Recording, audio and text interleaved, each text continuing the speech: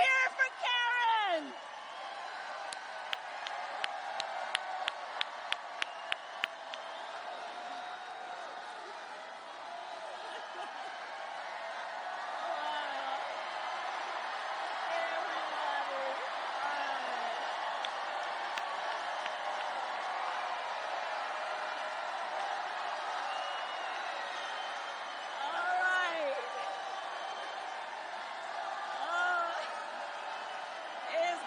Be back in Pennsylvania.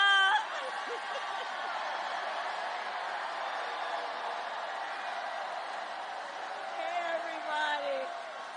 All right. Come on. We got work to do. Okay.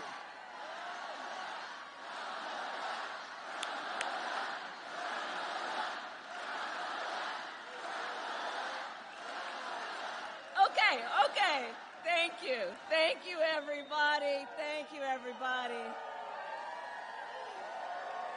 And I want to thank all of the leaders who are here. Thank you all for taking time out of your busy lives to be here this evening. And for all of us to be together. Can we hear it for Senator Fetterman? Your next state attorney general, Eugene DePasquale. Mayor Schember. Bob Casey, who could not be here tonight because he's out doing what he needs to do to get reelected to the United States Senate.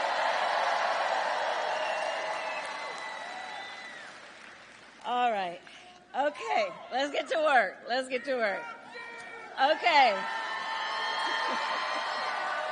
Okay, so here's the thing, Pennsylvania, we got just 22 days until Election Day. 22 days. And we are nearing the home stretch. But here's the thing. This is going to be a tight race until the very end, okay? We are the underdog. We are running like the underdog. We have some hard work ahead of us. But here's the thing also. We like hard work. Hard work is good work.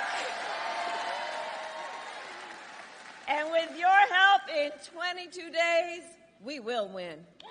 We will win. We will win. We will win. We will win. We will win. And here's why. Because this election is about two very different visions for our nation. One is focused on the past, and ours focused on the future.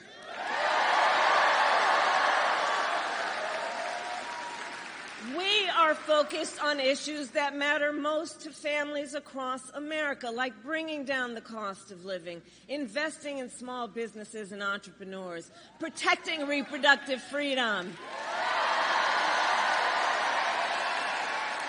and keeping our nation secure.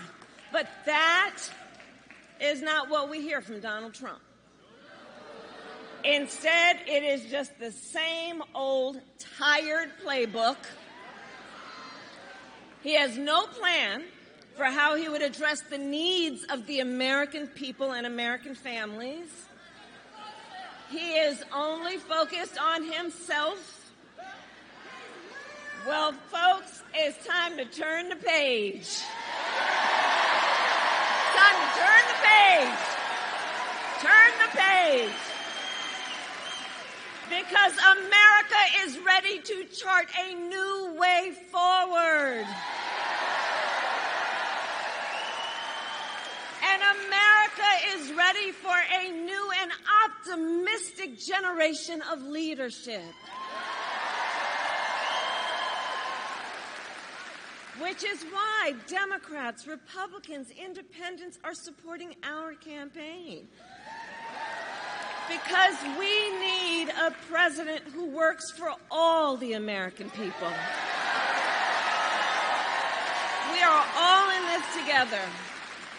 And as you all know, this has been the story of my entire career. My entire career, I've only had one client, the people.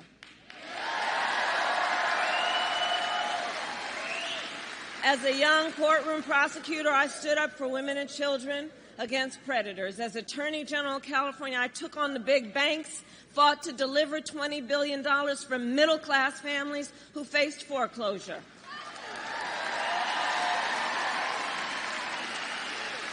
I stood up for veterans and students who were being scammed by for-profit colleges. For workers who are being cheated out of the wages they were due. For seniors facing elder abuse. And it is my pledge to you as president, I will always fight for all the American people. Always. And together, we all will build a brighter future for our nation. Together. We will build a future where we have what I call an opportunity economy, where everyone can compete and have a real chance to succeed, not just to get by, but to get ahead.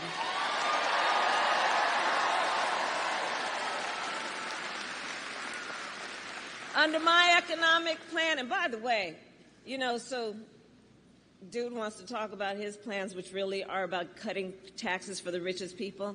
Please do check out the Wall Street Journal or Goldman Sachs or the 16 Nobel laureates or Moody's, who have all analyzed the plans and said mine will strengthen the economy, his will make it weaker.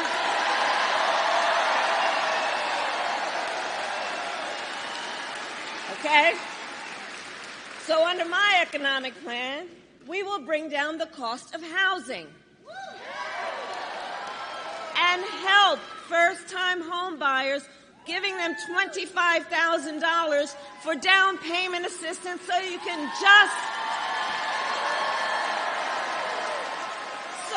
just get your foot in the door. You'll do the rest. You'll save up. You'll work hard, but just to help people get their foot in the door. We will help entrepreneurs start and grow small businesses. How many small business owners do we have here? I love our small businesses. You guys know it's part of my story. My mother worked hard. We lived in an apartment above a daycare center, and it was owned by daycare centers, bless you. And it was owned by Miss Shelton, who we think of and thought of as our second mother. And she was a small business owner. And Miss Shelton, she was like all of you who do this work. You are business leaders, but you are community leaders. You are civic leaders. You mentor. You hire locally. I love our small businesses. Small businesses are part of the backbone of America's economy. So you all know what I'm talking about. And as we move forward, what we are going to do in terms of knowing that small businesses must get the support you need to start up and to grow. We will expand under my economic policy Medicare to cover home health care for seniors.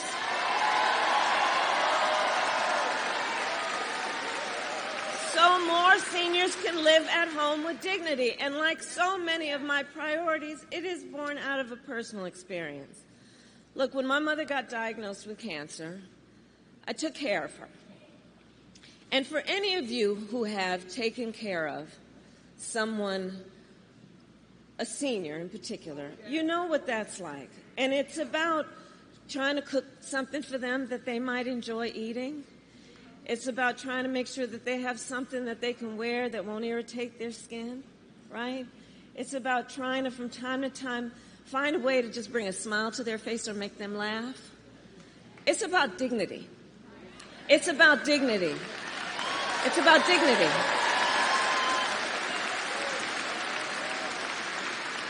But far too many people who want and need to take care of family members, either you have to leave your job or spend down everything you have to be able to qualify for Medicaid. That's not right.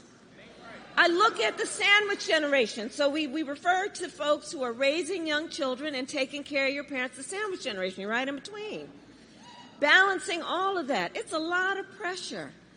And you need and deserve to have the support to be able to handle all of that in a way that we know you are adding so much to our community, societies, and our economies. So I have a plan, and my plan is to make sure Medicare, not so you have to pay down everything and get on Medicaid, so that Medicare helps pay for home health care.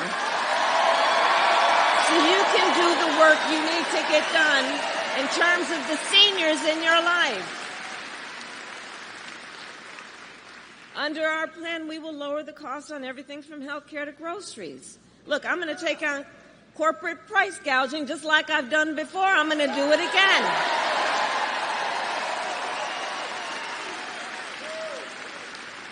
And give a middle-class tax cut to 100 million Americans, including $6,000 during the first year of your child's life. Knowing, again, the vast majority of parents want to parent their children well, but don't always have the resources to do it. And so by expanding the child tax credit, that helps a young family buy a car seat, buy a crib, do the things in that so fundamental stage of their child's development, just to get them on the road to what they desire and want to do. And we all benefit from it. We all benefit from it.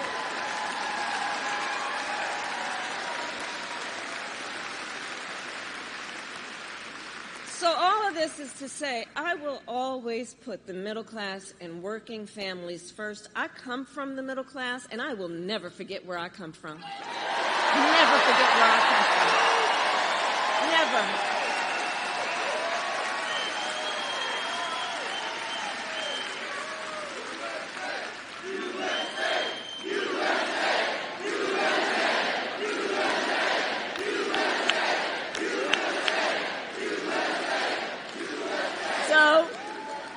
So I just outlined for you a little bit about my plan. Now let's talk about Donald Trump. Well,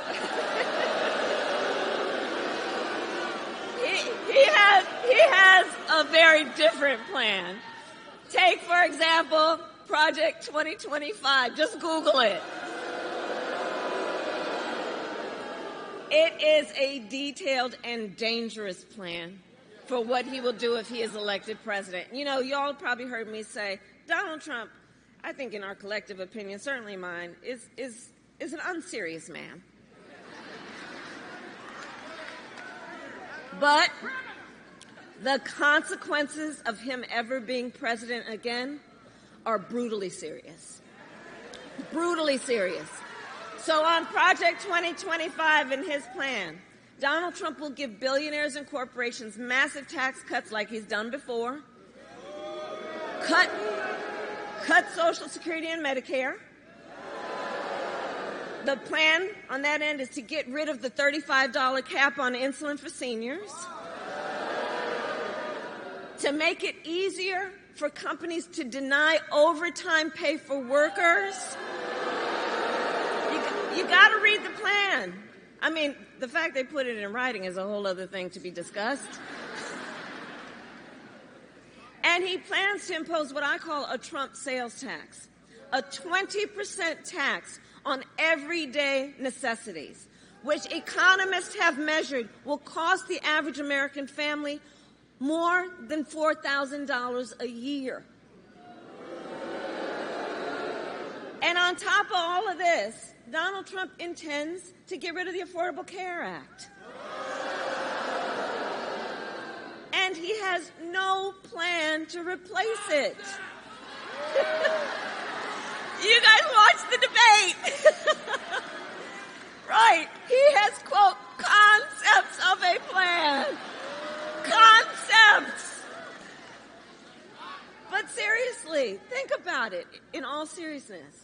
He's going to then threaten health insurance coverage for 45 million people based on a concept?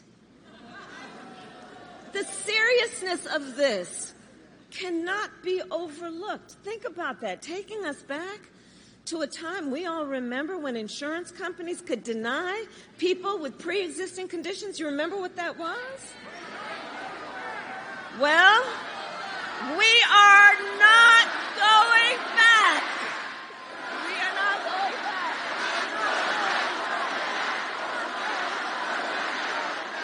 We are not going back.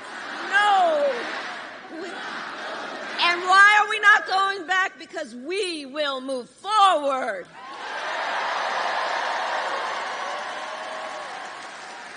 Because ours is a fight for the future. And it is a fight for freedom.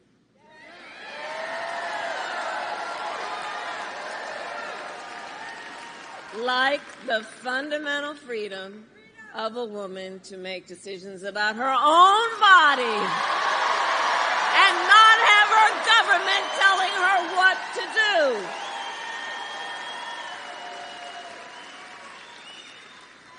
And we all remember how we got here. Donald Trump hand-selected 3 members of the United States Supreme Court to overturn Roe v. Wade, and they did. And now in America, 1 in 3 women lives in a state with a Trump abortion ban. Think about that. Many of these bans have no exceptions even for rape and incest, which is saying to a survivor of a crime, of a violation to their body, that you have no right to make a decision about what happens to your body next. That's immoral. That's immoral. And let us agree, one does not have to abandon their faith or deeply held beliefs to agree the government should not be telling her what to do. Not the government.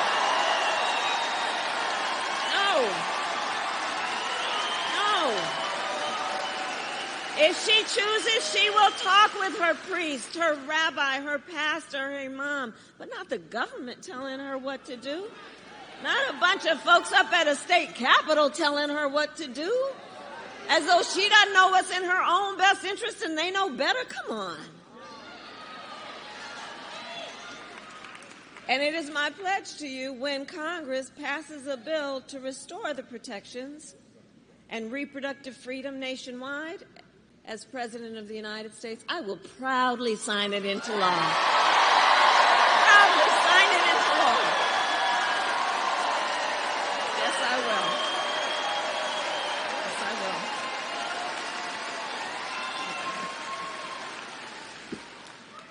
So much is on the line in this election. So much is on. I love you back. And listen, so much is on the line in this election, and we have to remember, this is not 2016 or 2020. The stakes are even higher. Because a few months ago, the United States Supreme Court just told the former president that he would be essentially immune from anything he does while he's in office. Now, just imagine Donald Trump with no guardrails, right? He who has vowed, if reelected, that he will be a dictator on day one, that he would weaponize the Department of Justice against his political enemies. He who has called for the, quote, termination of the Constitution of the United States.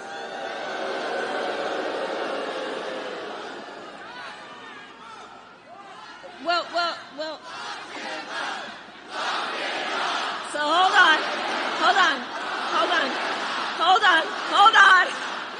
on. Because see, here's the thing. The courts will handle that. Let's handle November, shall we? We'll handle November.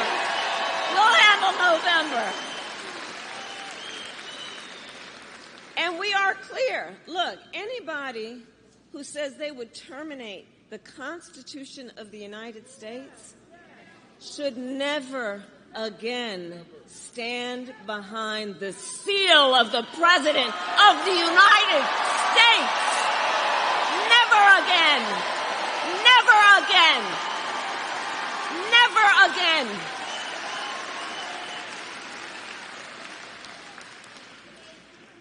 And so after all these years, we know who Donald Trump is.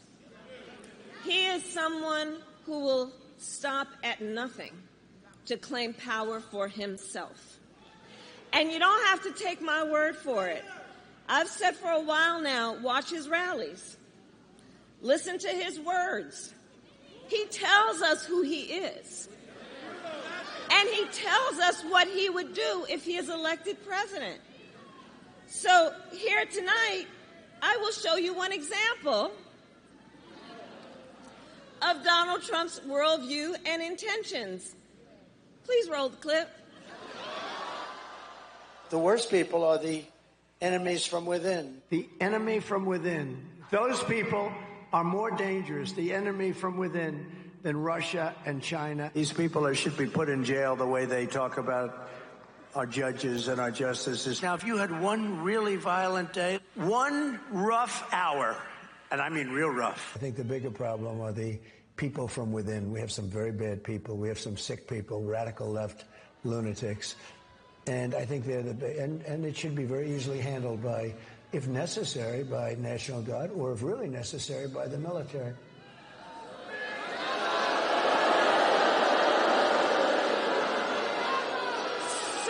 So you heard his words. You heard his words coming from him. He's talking about the enemy within Pennsylvania. He's talking about the enemy within our country, Pennsylvania. He's talking about that he considers anyone who doesn't support him or who will not bend to his will an enemy of our country. It's a serious issue. He is saying that he would use the military to go after them. Think about this. And we know who he would target. And we know who he would target because he has attacked them before. Journalists whose stories he doesn't like. Election officials who refuse to cheat by filling extra votes and finding extra votes for him. Judges who insist on following the law instead of bending to his will. This is among the reasons I believe so strongly that a second Trump term would be a huge risk for America and dangerous.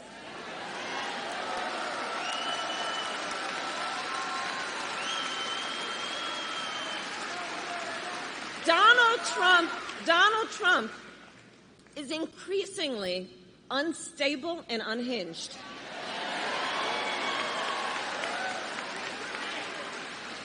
And he is out for unchecked power. That's what he's looking for. He wants to send the military after American citizens.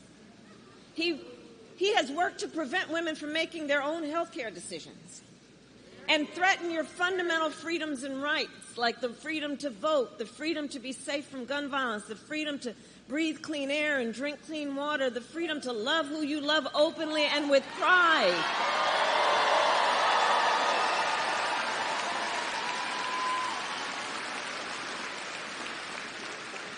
So here in Pennsylvania, I say to those who know best, when freedom is on the line, Americans always answer the call.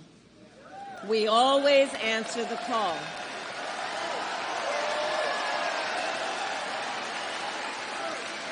And in this election, vote.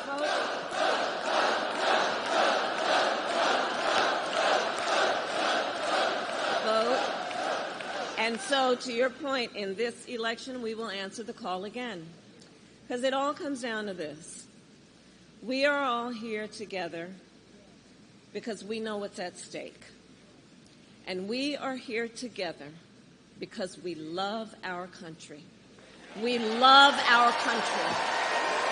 We love our country.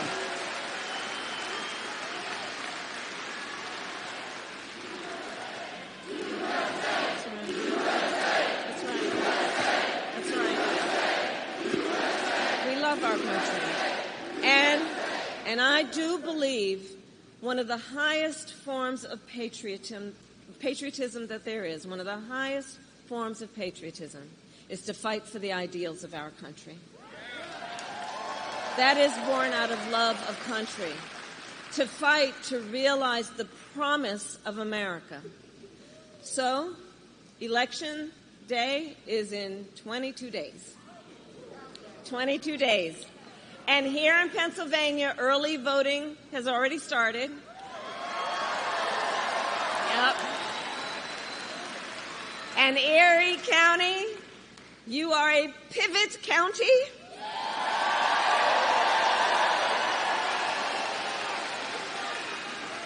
How you all vote, and thank you, because how you all vote in presidential elections often ends up predicting the national result.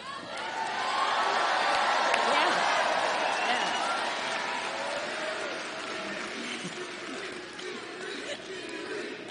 The chant is Erie. Erie.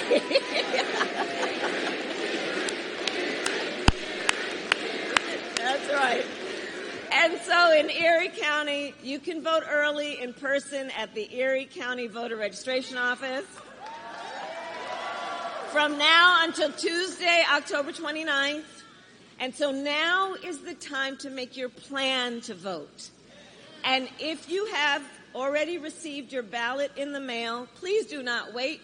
Fill it out and return it today or tomorrow, but please get it out. And remember, the deadline to register to vote in Pennsylvania is Monday, October 21st. So if you or anyone you know has not yet registered, now is the time, because, look, the election is here. And we need to organize, we need to mobilize, we need to energize folks, and we need to remind everybody that their vote is their voice, and your voice is your power.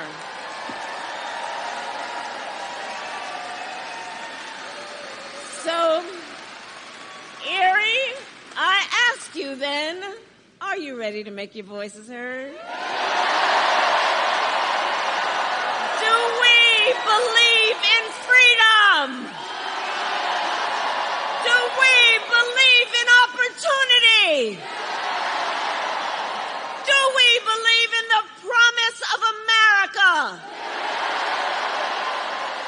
And are we ready to fight for it? And when we fight, we win. God bless you, and God bless the United States of America.